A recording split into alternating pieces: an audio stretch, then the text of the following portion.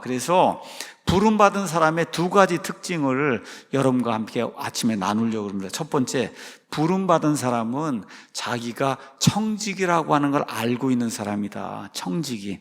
자기가 청직이라는 거예요. 자, 요한의 반응은 청직이직이라고 하는 것, 여기에서부터 이제 시작을 하고 있는 거죠. 26절에 가서 보니까 요한의 제자들, 이 사람들이 와서 얘기하는 거, 선생님 말씀하신 저분 하나님의 어린 양이라고 소개했는데 그 소개한 이후로 선생님의 인기는 점점 떨어지고 모든 사람이 다 그 사람에게 몰려갑니다. 그 왜 이야기했을 거예요?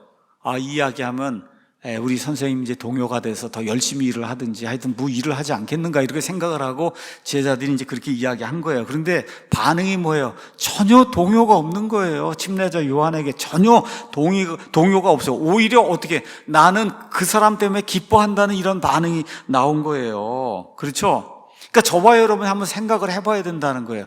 내게 몰리던 사람들이, 그렇죠, 예수님께로 가서 다 몰려있단 말이에요. 이걸 보고 요한이 흐뭇해하면서 기뻐하고 있는 거, 이게 얼마나 멋있는 건가 한번 저와 여러분이 생각을 해봐야 되는 거예요. 요한이 뭐라고 얘기하는 거예요? 저 사람들은 내 사람들이 아니다. 내게 몰려왔을 때도 내 사람들이 아니고 하나님이 내게 빌려주신 그런 사람들이다. 요한이 지금 그런 생각을 하고 있는 거예요. 그렇죠? 그러니까 부름을 받았다, 쫓겨다니지 않고 부름을 받았다고 우리가 이제 확신을 갖게 되면 내게 몰려오는 사람들, 나와 함께 일하는 이 사람들이 내 것이 아니다, 여기에 대한 확신을 가져야 된다는 거예요. 자, 사울과 얼마나 모습이 다르냐, 맥도날드가 이야기하는 거죠. 사울은 이스라엘의 왕권을 소유한 그런 사람이에요. 그 왕권을 가지고 내가 뭐든지 할 수 있는데 누가 나타났어요? 사울보다 훨씬 뛰어난 다윗이 나타났다고 하니까 그것 때문에 이제 안절부절 못하고 그러고 다윗을 죽이러 다니는 그런 일을 하잖아요. 왜 그래요? 다윗이 왕이 되면 내가 모든 걸 빼앗긴다는 이런 생각, 여기에 사로잡혀서 하나님이 왕으로 만들어 주신 것도 청지기지라고 하는 생각을 전혀 못하는 거예요, 사울은. 그러니까 자기 사위를 죽이려고 평생을 바치는 이런 어리석은 일을 하게 된다는 거죠. 자, 그래서 요한의 이 청지기 의식은 우리 성도들에게 오늘날에도 아주 중요한 것을 제공해 주는 거예요. 요한은 뭐를 포기했어요? 자기에게 몰려오는 군중을 포기했잖아요. 이거는 내 사람들이 아니라는 거예요. 하나님이 잠시 잠깐 내게 빌려준 그런 사람들이다. 자, 그럼 저와 여러분도 혹시 하나님이 원하시면 우리가 가진 것들을 포기할 수 있는가? 우리가 가진 것. 참 그렇게 되지 원치 않지만 내 직업도, 내 재산도, 탁월한 재능도, 영적인 선물, 심지어 건강 이런 것도 하나님이 원하시면 정말 포기할 수 있는가? 이거 가지고 있는 거 이게 다 내 거라고 생각하고 있는가? 아니면 정말 하나님이 빌려주신 것을 내가 지금 이렇게 관리하고 살고 있다고 이렇게 생각하는가? 이게 정말 중요하다는 거예요. 자, 이러한 것들이 정말 우리 소유물인가?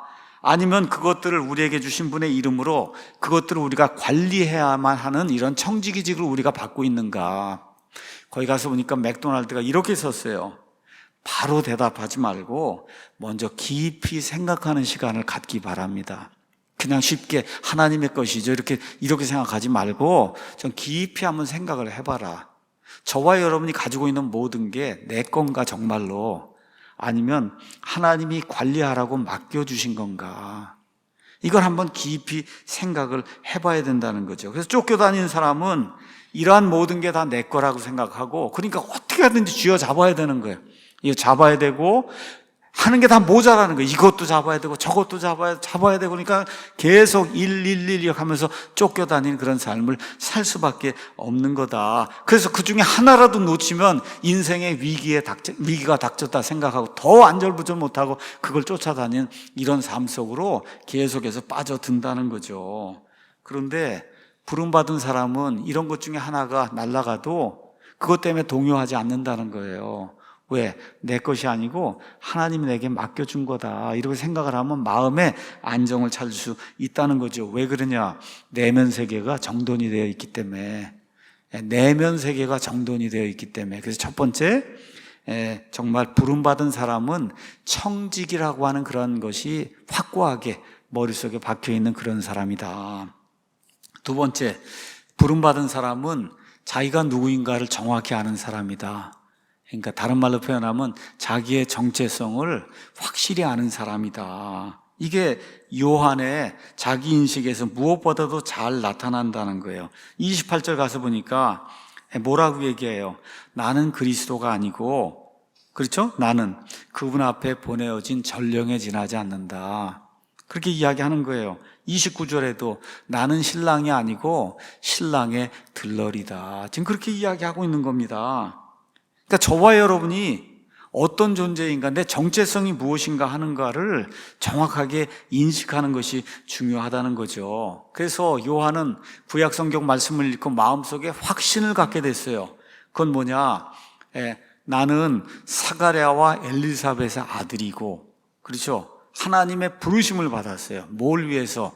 예수 그리스도의 대언자가 되기 위해서, 전령이 되기 위해서, 메신저가 되기 위해서 위대한 대언자 역할을 할 사람, 또 많은 사람들을 하나님께로 인도할 설교자로 부르심을 받았다. 이거에 대한 확신이 있는데 어디까지 안 가요?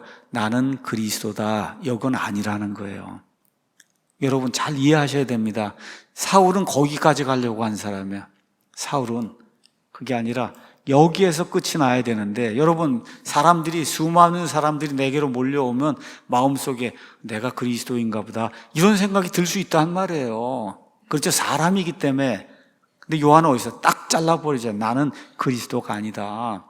나는 그리스도 앞에서, 그렇죠, 달려가면서 그리스도가 오시는데 모든 백성이 저분을 메시아로 받아들여야 된다고 외쳐야 되는, 광야에서 외치는 하나의 목소리에 지나지 않지 나 자신이 그리스도가 아니라고 하는 명백한 자기 인식, 자기 정체성에 대한 이런 확립, 이게 확실하게 섰던 그런 사람이다.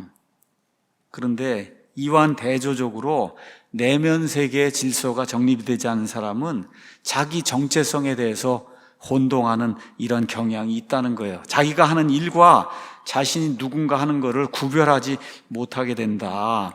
그럼 어떤 일이 생기냐? 막강한 권력을 갖잖아요.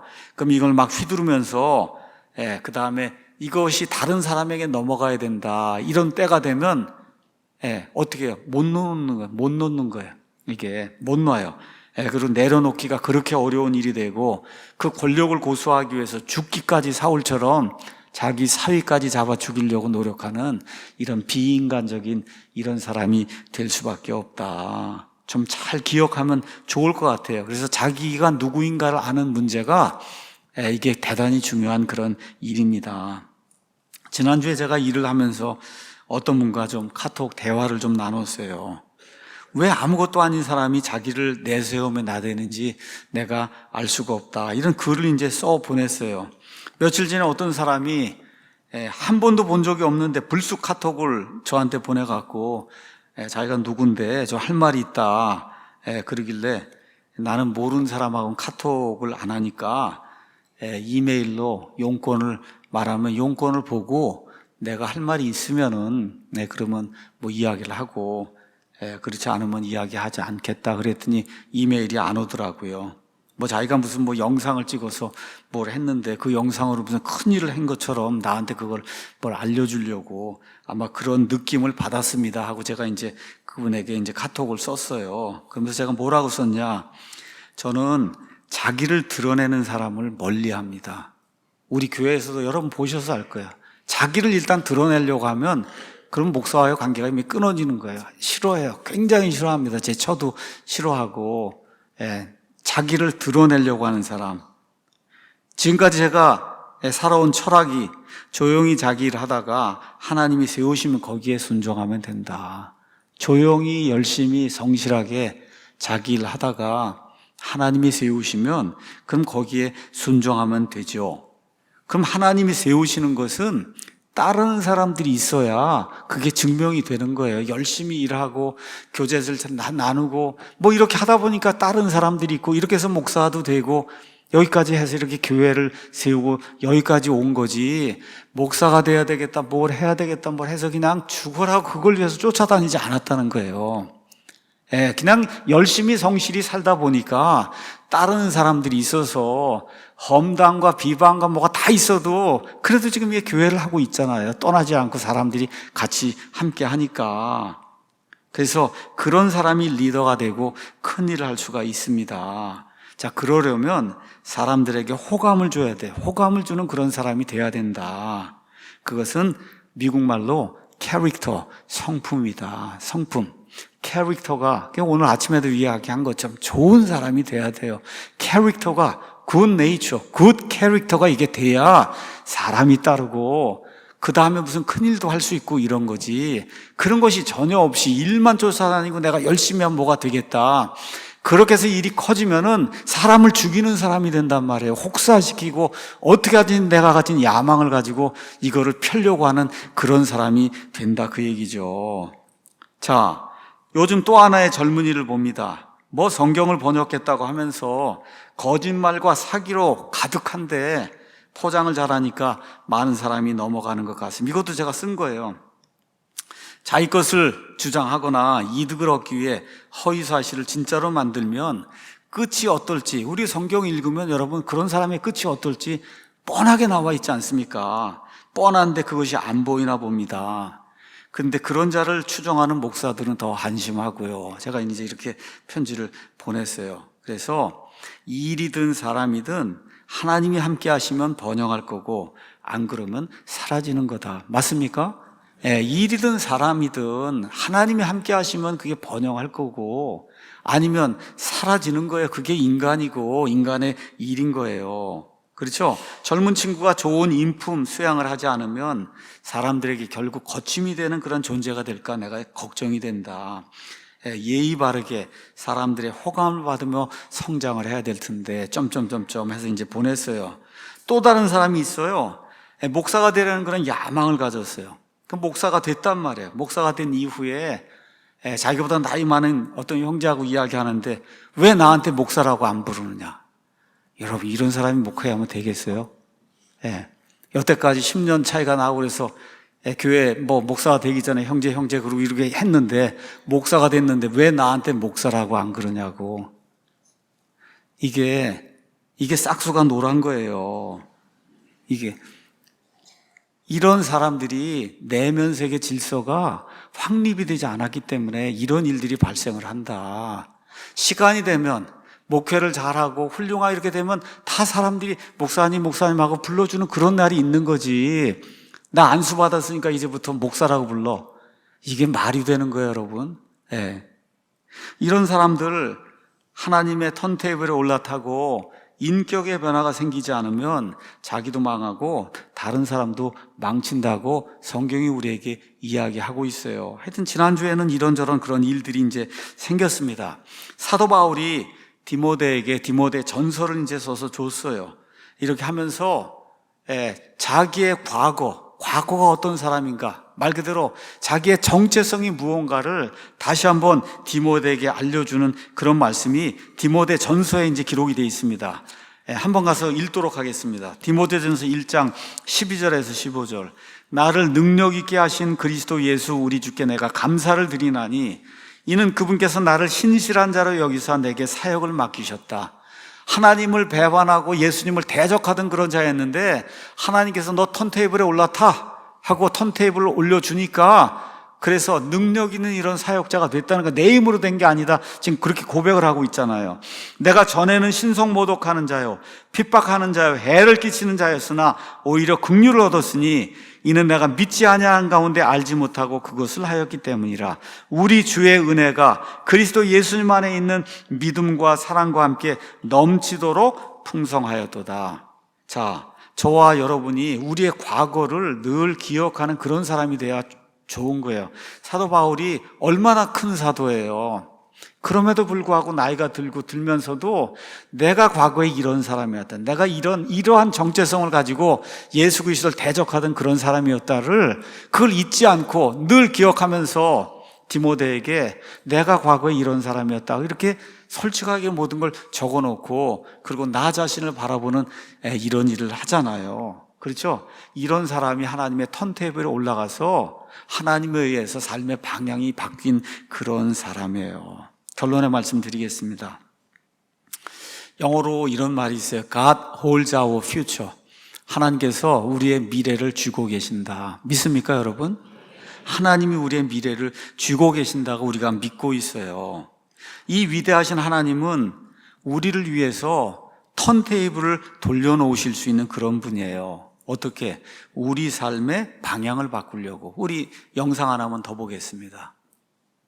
세 번째 거 영상. 여기 이제 가서 보시면 아까 거는 180도를 돌리는 건데, 저런 역에 들어가면은 저게 라운드 하우스가 있어요. 라운드 하우스가 있어서 이렇게 이거는 30도밖에 안 트는 거예요. 또 어떤 열차는 45도를 틀고, 어떤 열차는 90도를 틀고, 어떤 135도, 어떤 건 180도를 틀고, 뭐예요? 가는 방향, 이 기관차가 가야 될 그런 방향은 누가 알고 있어요? 저 턴테이블 돌리는 사람이 알고 있는 거예요.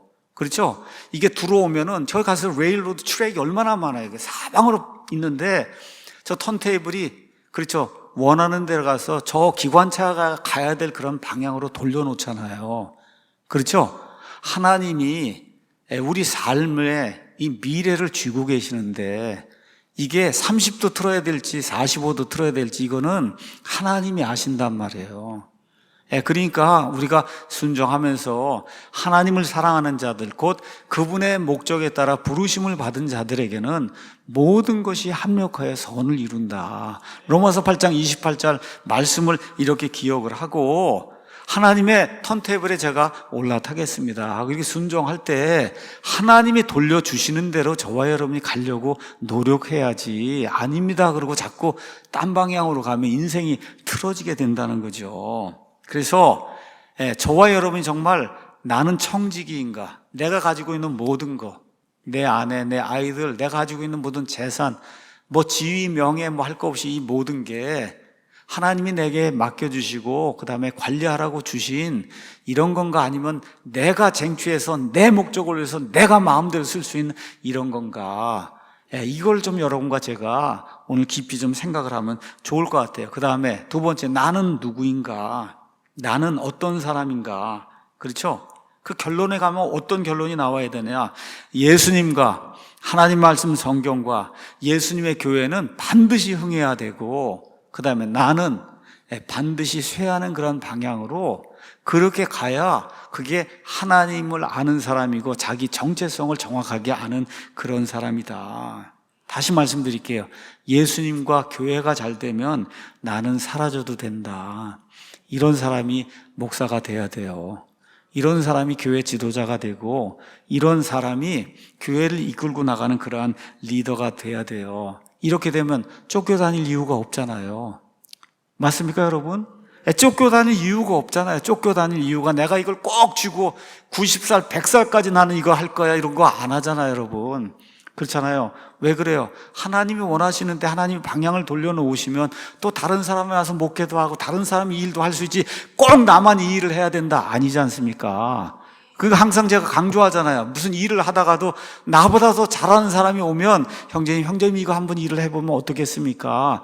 하고 그 형제가 일을 할 수 있도록 길을 터주는 사람, 이 사람이 바로 바울을 위대한 사람으로 만들어 놓은 사람이 누구예요? 바나바가 만들어 놓은 거예요. 바나바. 그리고 역사 속으로 바나바는 사라지고 바울이 위대하게 됐지만 바울을 위대하게 만든 그 사람이 누구냐?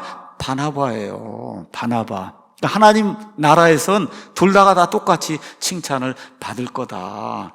이렇게 살면은 쫓겨다니지 않아도 되고 묵묵히 기다려도 되고, 그리고 그게 내 때가 되지 않아서 오지 않으면 그럼 그걸 다 나는 삶을 마감하면 되는 거예요. 그렇게 살면 여러분 쫓겨다니지 않아도 되는 거예요. 그래서 혹시 지금 인생을 사는 가운데 인생이 꼬이고 이런 분들도 있을 수 있거든요. 하나님의 턴테이블에 내가 올라서야 되지 않나, 하나님이 나를 어떤 방향으로 이끌려고 하시는가, 나는 어떤 사람인가, 이런 것들을 오늘 깊이 생각해보는 모든 성도님이 되면 좋을 것 같습니다. 이렇게 될 때 우리 모두가 히브리서 11장에 나와 있는 믿음의 사람들 반열에 들어가는 거예요. 아브라함처럼, 노아처럼 뭐 그렇게 훌륭한 그런 사람도 아니지만 다 어디 믿음의 사람들, 믿음의 사람들, 하나님께 내어 맡기고 하나님의 턴테이블에 올라타서 하나님이 원하는 대로 방향을 바꾸시면 저는 그대로 따를 준비가 되어 있습니다. 이런 사람이 진정으로 하나님을 기쁘게 하는 그런 사람이다. 이런 좋은 사람들이 되기 위해서 노력하는 우리 사랑침례교회 모든 성도들이 되기를 예수님의 이름으로 축원합니다.